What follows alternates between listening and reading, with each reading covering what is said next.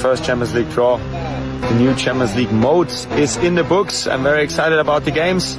I'm very excited to meet my old friend Hansi Flick with FC Barcelona and all the other teams.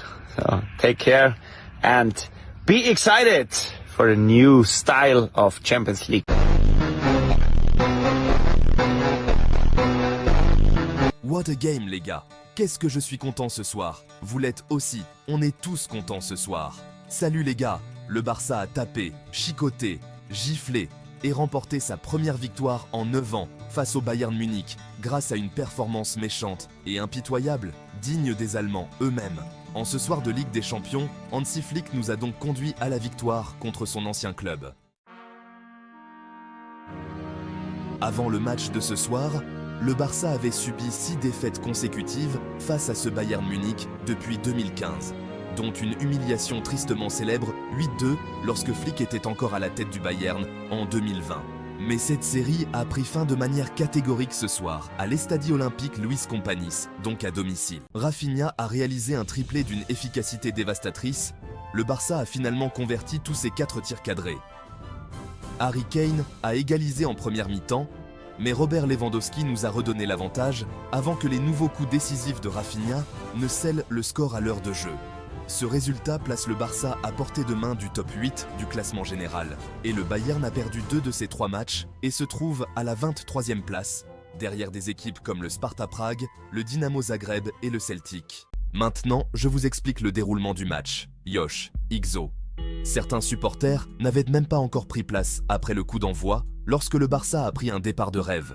Une action qui a commencé avec Inaki Peña dans les buts et a balayé de l'arrière vers l'avant en un éclair. Fermin Lopez a joué le dernier ballon dans le coin vers l'espace devant Rafinha, bien que Joshua Kimmich ait été mal placé et ait ensuite raté l'occasion de couper la passe. Mais Rafinha avait de la glace dans les veines lorsqu'il a regardé Manuel Neuer, a pris le ballon devant le gardien du Bayern, il l'a effacé, il l'a dribblé et a glissé le ballon dans les filets alors que Kimmich le poursuivait désespérément. Cela n'a fait que réveiller le Bayern et Kane a rapidement égalisé pour le Bayern, du moins c'est ce qu'il pensait, en reprenant de la tête un centre de Rafael Guerreiro. Mais la VAR a décelé que le genou et les orteils du capitaine anglais étaient hors jeu, annulant ainsi l'égalisation. Même après quelques occasions supplémentaires, le Bayern a quand même égalisé à la 18e minute. Cette fois, il n'y avait pas de hors-jeu. D'abord lorsque Michael Olise a changé de jeu de droite à gauche pour trouver Serge Gnabry, puis Kane a attendu au milieu pour reprendre de volée le centre de l'ailier allemand hors de portée de Peña. Le Bayern dominait fermement la possession de balle et la ligne défensive incroyablement haute du Barça menaçait de nous coûter la victoire lorsque Guerreiro a fait irruption dans la surface mais n'a pas pu diriger le centre de Gnabry vers le but. Ainsi, lorsque le Barça a ensuite repris l'avantage, c'était quelque peu contre le cours du jeu. Il y a eu une pause pendant que le but était soumis à la VAR, mais une faute potentielle sur Kim Min-jae, alors que Lopez a mis un bras sur son dos, a été jugée acceptable. Le milieu de terrain du Barça a ensuite dévié le ballon devant Neuer, qui avançait, et Lewandowski s'est rapproché pour conclure l'occasion devant un filet ouvert. Le deuxième but de Rafinha, avant la pause, n'a fait qu'alimenter l'idée que le Barça allait faire une performance choquante et frapper le Bayern, alors que la frustration du Bayern commençait à se faire sentir. Ce n'était que le 3e tir cadré de la soirée du Barça, et ce 3e but a été produit en reprenant une passe transversale de Marc Casado, en avançant et en coupant sur son pied droit et en déclenchant une frappe imparable dans la lucarne la plus éloignée, et ça a fait le doublé de Rafinha. Une période de pression concertée du Bayern en début de seconde période a eu le même résultat qu'en première période, un autre but du Barça, et il s'agissait du triplé de Rafinha, en enfonçant le ballon dans la lucarne la plus éloignée, après avoir reçu une passe de Lamine Yamal sur sa poitrine et en s'éloignant des défenseurs.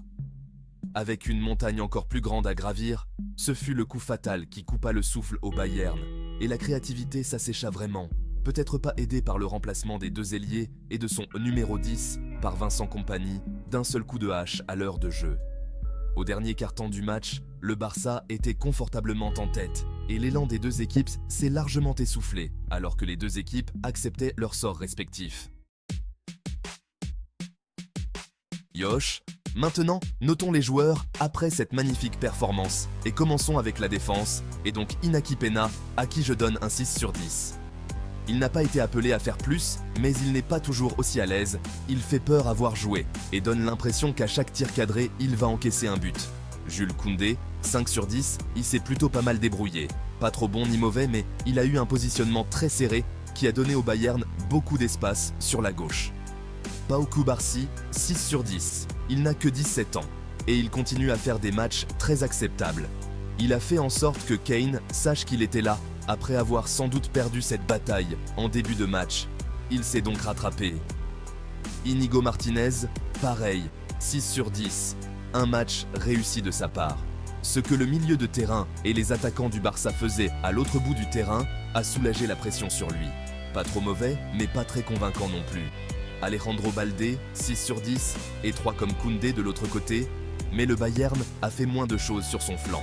Pedri, 8 sur 10, remarquable en dehors de la possession, récupérant le ballon et empêchant le Bayern de jouer au milieu du terrain. Marc Casado, mais quel match de sa part! 8 sur 10 lui aussi, une passe incroyable rendue possible par une vision incroyable pour préparer le deuxième but de Rafinha et le troisième de Barcelone, mais en dehors de ça, il a été injouable ce soir. Lamine Yamal, 7 sur 10, plutôt calme selon ses standards, jusqu'à ce qu'il surgisse avec une superbe passe décisive pour le 4e but. Fermin Lopez, 8 sur 10, c'était une vision brillante de voir la course de Rafinha dans sa vision périphérique, même si la passe a reçu un coup de main de Kimmich. Sa deuxième passe décisive était plus fortuite, mais il était au bon endroit au bon moment pour aider le ballon à se retrouver sur la trajectoire de Lewandowski. Rafinha, El Capo, le capitaine, 10 sur 10, un joueur qui renaît cette saison. Il a si bien saisi sa première opportunité, le sang-froid personnifié alors qu'il contournait et driblait Neuer pour marquer.